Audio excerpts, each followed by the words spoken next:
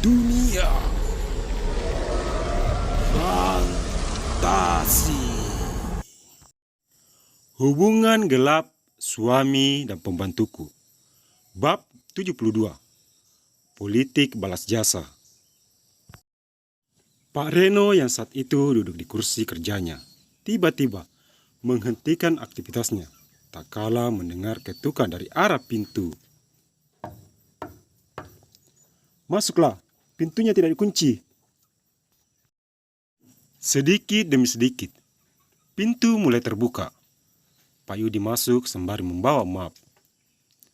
"Siang Pak Reno," ucap Pak Yudi saat sudah berdiri di depan Pak Reno. "Siang Pak Yudi." "Apa itu?" Tatap Pak Reno pada map yang ada di tangan Pak Yudi. "Silahkan." Pak Yudi menyodorkan map itu pada Pak Reno. "Itu ada sedikit berkas yang harus Bapak tanda tangani sekarang juga." Pak Reno membaca terlebih dulu sebelum membubuhkan tanda tangannya di atas kertas putih. "Apa masih ada lagi?" "Untuk sementara hanya itu. Saya sampai lupa. Kalau tidak salah, sepertinya Bapak pernah menyuruh saya untuk menyelidiki siapa Ibu Rini. Sekarang semua informasi tentangnya sudah saya dapatkan." Pak Reno sedikit mengernyitkan dahinya. "Apa ada informasi penting tentangnya?" "Ibu Rini anak pasangan dari Pak Gunawan dan Sri Mulyani. Pak Gunawan dulunya seorang TNI. Beliau pernah ditugaskan di berbagai daerah dan pensiun pada jabatan Letkol pada tahun 2001. Sedangkan Bu Sri Mulyani dulunya adalah seorang perawat dan terpaksa berhenti demi mengikuti tugas suaminya." "Cuman itu saja?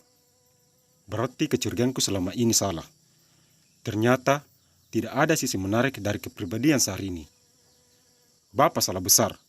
Bahkan banyak hal yang orang-orang tidak ketahui tentang beliau." "Apa maksudmu?" "Begini Pak, Bapak tahu toko R. Hadengge? Tentu saja aku tahu. Siapa yang tidak kenal dengan toko pakaian bermerek Bunisa itu? Dan bukankah toko itu masih terikat kontrak kerjasama dengan kita?" "Betul sekali. Tapi sebenarnya toko itu bukan milik Bunisa, tapi milik Bu Rini." "Pak Yudi, jangan bercanda. Aku tahu betul pemilik toko itu Bunisa, dan Syahrini hanya pekerja biasa di sana. Saya juga sampai berpikir seperti Bapak, bahkan orang-orang yang selama ini bekerja sama dengan mereka. Setelah melakukan penyelidikan, akhirnya saya baru tahu kalau Bu Rini pemilik sebenarnya toko itu dan beberapa cabang toko di kota ini. Entah kenapa dia menyembunyikan semua itu ke publik, bahkan pada keluarganya sendiri. Sangat menarik. Aku semakin penasaran dengannya. Terus Bu Nisa? Bu Nisa hanya orang kepercayaan beliau. Semua usaha Bu Rini ada dalam genggaman Bu Nisa, tapi masih dalam pengawasan Bu Rini. Bu Rini itu perempuan jenius dan ahli dalam dunia bisnis." "Wow, sungguh luar biasa. Seorang pebisnis handal menyamar sebagai karyawan biasa. Apa kira-kira tujuan Syahrini melakukan semua itu? Mungkin demi menghindari Hendra dan keluarganya. Kita tahu sendiri keluarga Herman dan Bu Teti itu seperti apa." "Betul juga kata Pak Yudi. Pasti itu alasannya." "Satu lagi Pak, ini poin penting. Sekarang toko mereka dalam masalah. Krisis bahan baku membuat toko mereka sekarang goyah. Minimnya kain kualitas nomor 1 membuat toko mereka kewalahan melayani pesanan para konsumennya. Bahkan ke perusahaan ini saja, mereka terkadang lambat memasuk pakaian serta aksesoris mereka. Kenapa itu bisa sampai terjadi? Bukankah selama ini toko mereka baik-baik saja? Bahkan terkadang mereka lebih cepat memasok barang ke kita. Masalahnya ada di tekstil group. Semenjak mereka pindah ke kota ini, saingan mereka bertambah banyak. Apalagi sekarang, Putri Patur juga mulai berkecimpung di dunia bisnis seperti Bu Rini." "Perusahaan milik Erlangga itu maksud Pak Yudi?" "Betul sekali. Kuasa Patur di kota ini tidak bisa dipandang remeh. Selain menjabat di pemerintahan, Pak Patur juga memiliki massa yang cukup banyak. Dulu pabrik tekstil itu dicekal di kota ini, mengingat polusi udara dan limbah pabrik sudah tahap waspada. Tapi entah apa yang dilakukan manusia serakah itu pada para ormas, bahkan pemerintah sekalipun, hingga pabrik tekstil itu sekarang dilegalkan. Terus, apa dampaknya pada toko Sarini? Bukankah akan lebih bagus jika pabrik tekstil itu beroperasi di kota ini? Itu berarti mereka akan mudah mendapatkan kain dari sana dan menghemat biaya ketimbang mereka harus mengambil kain di luar kota. Benar, Pak. Tapi masalahnya ada pada Patur. Manusia itu mana mau berbagi, mana mau Patur mengeluarkan modal banyak jika itu tidak menguntungkan baginya. Aku sangat kenal watak orang itu, apalagi sekarang putrinya sudah membuka toko. Jadi dengan jasa-jasanya selama ini, otomatis perusahaan tekstil itu akan turut padanya. Ya, itu tadi, politik balas jasa. Kasian juga Sarini. Sesaat Pak Reno terdiam, hingga dia terlihat tersenyum. Itu malah bagus. Bagus apanya maksud Bapak? Banyak persaingan di kota ini akan semakin ramai. Pak Yudi hanya bisa mengerutkan wajahnya, mendengar jawaban Pak Reno. Tidak berselang lama kemudian, Pak Yudi keluar sembari membawa map yang sudah ditandatangani Pak Reno. Sekarang, aku akan menindasmu Sarini. Aku mau lihat sampai mana batasmu menolak keinginan ibuku. Pak Reno menutup layar laptopnya, kemudian menyusun rapi beberapa kertas di atas meja.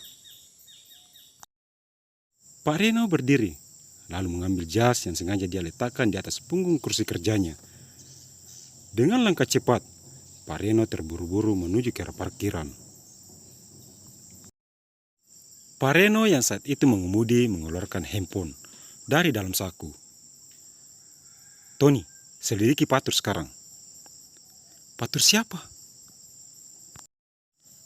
Patur yang menjabat di pemerintahan. Gali semua informasi tentangnya, setelah itu laporkan padaku. Baiklah, kapan saya bisa mulai? 5 tahun lagi. Awas saja kalau sampai ada yang terlewat, maka gajimu bulan ini akan aku pangkas. Bukan Bapak yang menggajiku, tapi Bu Sulis. Jadi saya bebas. Ingat Tony, uang yang selama ini kamu terima dari bosmu itu, dari mana kalau bukan dariku? Ya, terserah kamu. Aku juga akan memangkas uang bulanan ibuku, agar gajimu juga terpangkas. Kenapa Bapak kejam sekali? Baiklah, saya mandi dulu, lalu mulai menjalankan tugasku. Bagus, aku memberimu jangka 2 hari. Lebih dari itu, maka gajimu lah taruhannya. Kenapa terlalu cepat? 1 minggu, dasar tidak sopan. Gerutu Tony sembari melempar handphonenya ke atas tempat tidur. Mobil Pak Reno melaju menuju ke arah timur, hingga dia berhenti di depan toko. Setelah memarkirkan kendaraan, Pak Reno menuju ke arah pintu masuk. Semua karyawan seketika berhenti, tatkala melihat kemunculan Pak Reno. Coba lihat, siapa yang datang? Riang seorang karyawati sembari melompat kegirangan, mendekati teman-temannya. Pak Reno? Ya Tuhan, sisakan 1 manusia sepertinya. Aku juga Tuhan, cukupkan 2, biar kami tidak berebutan. Apa-apaan ini? Coba Bu Nisa lihat, siapa yang datang? Pak Reno? Untuk apa dia kemari? Untuk apa lagi kalau bukan untuk melihat orang-orang cantik di sini? Kalian ini, ayo kembali bekerja. Kasihan para pelanggan kita. Baik Bu Nisa, terpaksa kita gagal mendekati Pak Reno. Nisa menggeleng melihat ulah para karyawannya. Ikuti terus kisah ini dan jangan lupa untuk terus memberi dukungannya dengan cara subscribe, komentar, like, share, dan nyalakan lonceng notifikasinya agar tidak ketinggalan video terbaru dari kami. Terima kasih.